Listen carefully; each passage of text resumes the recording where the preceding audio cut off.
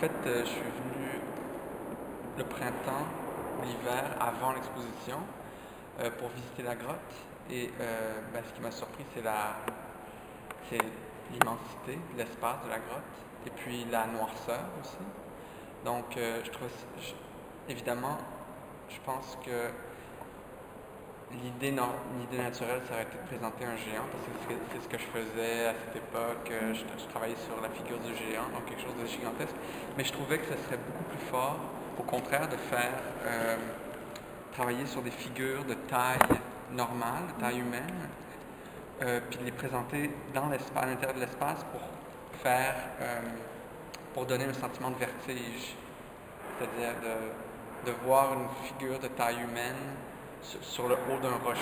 C'est beaucoup plus, ça met en tension l'espace, beaucoup plus que si c'est une figure géante dans un espace géant. Alors là, il n'y a pas de contraste, il n'y a pas de vertige qui est créé. C'est ça exactement. Donc, c'était pour créer un genre de tension dans l'échelle. Donc, j'ai pensé à la figure de taille humaine, pour les raisons dont je vous ai parlé. J'ai aussi pensé, ça m'a fait penser aux anges à cause du fait que c'est un espace souterrain, sombre, et que j'avais envie de présenter quelque chose qui faisait plus référence à la lumière, à l'extérieur, ou à l'infini, à l'aérien.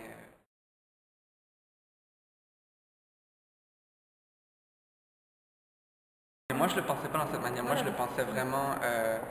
c'était l'idée du contraste qui m'intéressait. Donc, moi, je le voyais comme... Je le voyais pas nécessairement comme le messager de Dieu. Je le voyais vraiment comme... Ouais, une figure hybride aussi. Ouais, une figure hybride, mais une figure aérienne. Très, très lumineuse, légère. Mais aussi l'idée qu'il y avait... comment on appelle ça?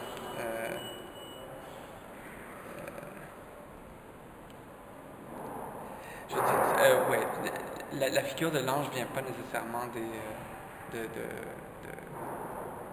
de la chrétienté, du catholicisme, mais c'est extrêmement ancien. Je veux dire, depuis le début de la représentation, depuis le début de l'écriture, je veux dire, dans les pyramides, il y a des représentations de personnages ailés aussi. Alors, cette idée de quelque chose qui a toujours fait partie une figure, une icône qui a toujours fait partie de l'imaginaire collectif, exactement, de le retrouver dans quelque chose de préhistorique même, hein, en voulant dire. Il y avait cette idée que même les anges auraient pu être en fait apparus depuis le début des temps, être apparus à l'homme depuis le début des temps.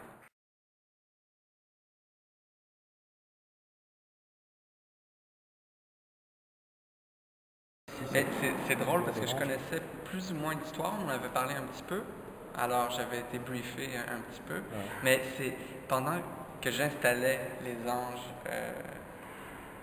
dans la grotte, pendant que je les installais, c'était incroyable, le moment, j'étais tout seul sur le haut d'un rocher, et puis j'installais l'ange, j'ajoutais un peu de plâtre pour qu'il tienne debout, et puis il y avait de temps en temps une projection vidéo sur le mur gigantesque de la salle du chaos, qui était présenté pour les touristes, pour les visiteurs, pour leur expliquer l'histoire de la grotte. Alors j'ai pu entendre, j'ai pu assister à cette vidéo à plusieurs reprises, et c'est à ce moment-là que j'ai vraiment appris tous les détails de l'histoire de la grotte. Puis quand j'ai appris l'histoire en voyant la vidéo, en même temps que j'étais en train d'installer les anges, ça faisait du sens complètement. Ça vous a conforté? Oui. Non, tout d'un coup, je me suis dit, ah ouais, ça fait du sens.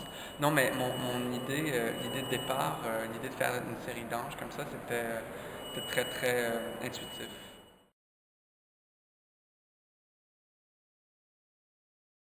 Le choix du matériau, c'est parce que donc l'idée, c'était que j'aille au Mas d'Asile, pas dans la grotte, mais dans le village qui est au pied tout près de la grotte, dans la résidence d'artiste Casadoro. Je pense que j'avais un mois et j'allais tout réaliser. Donc, ce qui est important pour moi, c'est que la question des matériaux soit pas un problème. Alors, parce qu'en général, moi j'habite à New York, J'ai toutes les ressources possibles au monde. Je peux avoir n'importe quel genre de résine, n'importe quel genre d'assistant pour venir m'aider, soudeur et tout. Mais je savais que au Mas d'Asile, non. Alors j'ai décidé que j'aurais juste un matériau qui était le plâtre. Donc alors c'est ça. C'est pour cette raison-là, c'était intéressant aussi, d'être confronté juste à un matériau.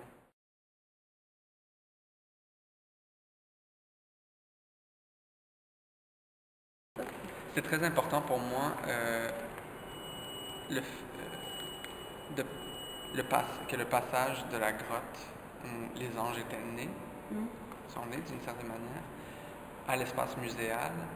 Il fallait qu'il y ait une traduction parce que je voulais pas faire semblant, je voulais pas essayer de recréer le même environnement que dans la grotte. J'aurais jamais pu, ça aurait eu l'air stupide. Donc je voulais donner une nouvelle forme, une forme qui serait plus appropriée dans le contexte muséal, donc une forme qui ferait plus référence à la tradition, le socle, l'objet sculptural, plutôt que d'avoir les anges. Dans la grotte, les anges étaient plus éparpillés, ils étaient très, très éloignés les uns des autres. Ici, je voulais donner exagérer la dimension sculpturale de l'objet, donc c'est pour cette raison que je les ai rassemblés ensemble.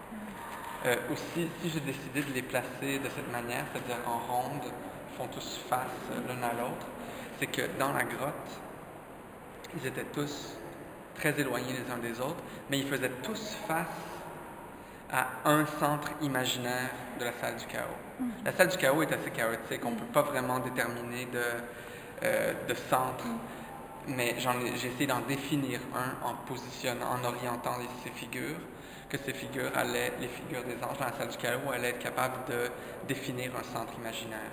Donc ce que j'ai fait ici, c'est que je les ai tous rapprochés pour que ce centre imaginaire soit quand même continue à exister.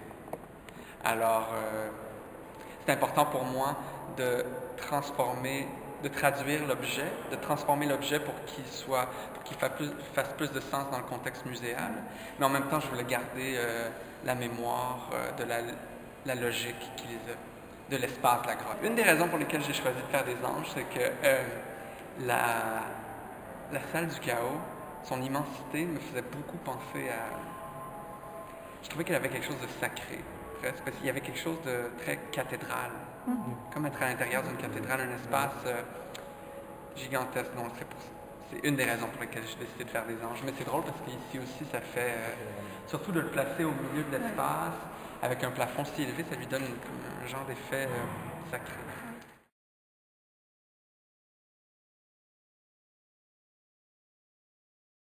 Absolument.